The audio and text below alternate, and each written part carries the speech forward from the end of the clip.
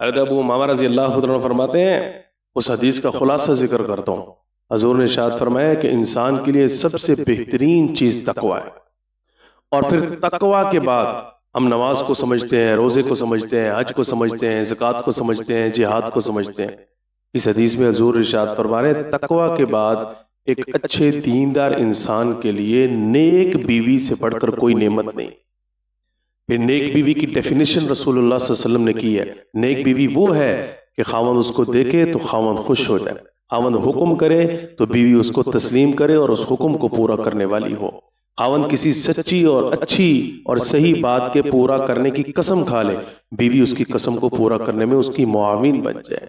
اور اگر خاوند گھر میں موجود نہیں ہے تو اس کے گھر بار کی، مال کی، اسباب کی، ساری چیزوں کی حفاظت کرنے والی ہو۔ اس کا مطلب یہ ہوا کہ تقوی بننے میں اور ایمانی زندگی اور غیر ایمانی زندگی بننے میں ہماری ازدواجی زندگی کا بہت بڑا دخل ہے۔ اس لیے اپنی ازدواجی زندگی کو ہم ٹھیک کریں، انشاءاللہ اللہ تعالی ہمیں باقی اعمال کی بھی توفیق عطا فرمائے۔